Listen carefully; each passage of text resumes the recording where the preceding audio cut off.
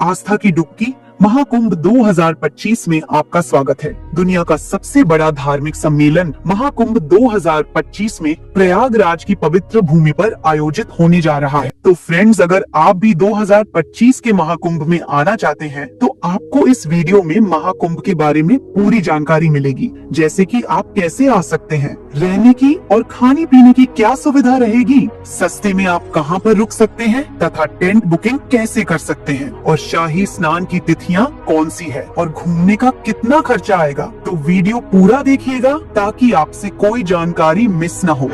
दोस्तों, इस बार का यह महाकुंभ 45 दिन तक चलने वाला है, यानी हर दिन यहाँ पर आपको 3 से 4 करोड़ लोग देखने को मिल सकते हैं। इतने सारे श्रद्धालुओं के लिए महाकुंभ मेला क्षेत्र को 25 अलग अलग सेक्टर्स में बांटा गया है और इतने सारे लोग एक ही जगह पर गंगा स्नान तो नहीं कर पाएंगे, इसलिए 7 पक्के स्नान घाट भी बनाए गए हैं और साथ ही कुंभ मेले का एरिया 3200 हेक्टेयर से बढ़ाकर 4000 हेक्टेयर किया गया है, जहां पर कल्पवासियों के लिए तंबू बने हुए हैं। यहाँ पर मेले के दौरान कई कथावाचक मौजूद होंगे जो कि कथा करेंगे। उनके लिए पंडाल बने हुए रहेंगे। लोगों के खाने पीने, सोने और शौचालय की व्यवस्था भी रहेगी। बहुत सारी चीजों की बिल्कुल फ्री सेवा रहेगी। प्रयागराज सिटी के चारों ओर ट्रांसपोर्टेशन की व्यवस्था इस तरह से किया गया है कि लोगों को किसी भी तरह की प्रॉब्लम फेस नहीं करना पड़ेगा। प्रशासन ने शहर के अलग अलग एरिया में पार्किंग की व्यवस्था भी की है ताकि श्रद्धालु अपनी गाड़ियों को सुरक्षित स्थान पर रख सके। विशेष रूप से शाही स्नान वाले दिनों में जब सबसे ज्यादा भीड़ होगी, तब श्रद्धालुओं को केवल 1 से 5 किलोमीटर तक पैदल चलना होगा और बाकी अन्य दिनों में आपको सिर्फ 1 किलोमीटर से ज्यादा पैदल नहीं चलना पड़ेगा। और सिर्फ महाकुंभ में आने वालों के लिए पूरे देश भर से 3000 से स्पेशल ट्रेन सहित 13000 से ज्यादा ट्रेन चलाई जाएगी। ट्रेन के साथ ही प्रयागराज में 7000 बस भी महाकुंभ के लिए चलेगी। इससे कुंभ में आने जाने के लिए आपको कोई भी समस्या नहीं होगी। अब बात कर लेते हैं कि प्रयागराज कैसे पहुंचे।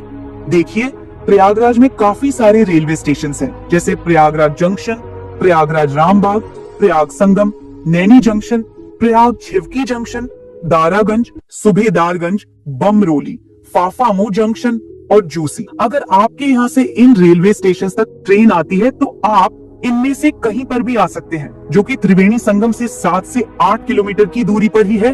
वैसे सबसे नजदीकी railway station Prayagraj junction, Prayagraj Chheoki, Prayagraj Rambagh और प्रयागराज संगम है। यह नजदीकी रेलवे स्टेशन है। प्रयागराज के लिए देश के सभी मुख्य रेलवे स्टेशनों से रेल कनेक्टिविटी आसानी से उपलब्ध है, तो आप ट्रेन से यहाँ तक आसानी से आ सकते हैं। रेलवे स्टेशन तक आने के बाद संगम तक पहुँचने के लिए आपको रेलवे स्टेशन के बाहर ही 20 रुपए के चार्ज पर शेयरिंग ई रिक्शा मिल जाएगा। प्रयागराज आने के बाद सबसे जरूरी बात रहती है कि यहाँ पर रहने की क्या सुविधा है और टेंट बुकिंग कैसे करें। तो अगर आप टेंट बुकिंग करना चाहते हैं तो आप ऑनलाइन इन 6 में से किसी भी एक वेबसाइट पर जाकर बुकिंग कर सकते हैं। सिर्फ इन 6 कंपनियों को ही यूपी सरकार की ओर से महाकुंभ में टेंट लगाने का टेंडर मिला है। आप IRCTC के टेंट भी बुक कर सकते हैं। इन टेंट सिटी में टेंट बुकिंग के लिए आपको एक से बढ़कर एक पैकेज मिल जाएंगे। अगर आपका बजट अच्छा खासा है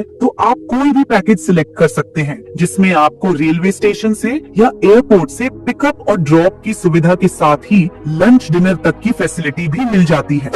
लेकिन इन टेंट के चार्जेस की शुरुआत एक दिन के लिए 10,000 से लेकर 80,000 तक है, जिनमें सेमी डीलक्स, डीलक्स और लग्जरी डीलक्स कॉटेजेस शामिल हैं। और वहीं डोरमेटिक के लिए 1500 रुपए पर पर्सन के चार्जेस है सिर्फ एक दिन के लिए। वहीं अधिक जानकारी के लिए आप कुंभ की इस वेबसाइट पर जाकर चेक कर लीजिए। अगर आप होटल में रुकने का प्लान बनाते हैं तो गूगल पर अलग अलग वेबसाइट है जहां से आप ऑनलाइन होटल बुकिंग भी कर सकते हैं। अगर आपका बजट टेंट या महंगी होटल बुक करने का नहीं है तो प्रयागराज में काफी सारी सस्ती और अच्छी धर्मशालाएं भी बनी हुई हैं। इनमें भी आप अपने रहने की सुविधा की व्यवस्था कर सकते हैं और यह धर्मशालाएं संगम के नजदीक में ही स्थित है, तो आपको और भी सुविधा मिल जाएगी। अगर आपका बजट बिल्कुल भी नहीं है या आपको रूम उपलब्ध नहीं मिलता है तो आप बिल्कुल भी निराश ना हो, यहाँ पर प्रशासन की ओर से महाकुंभ में अलग अलग जगहों पर रेन बसेरा शिविर की सुविधा भी उपलब्ध रहती है,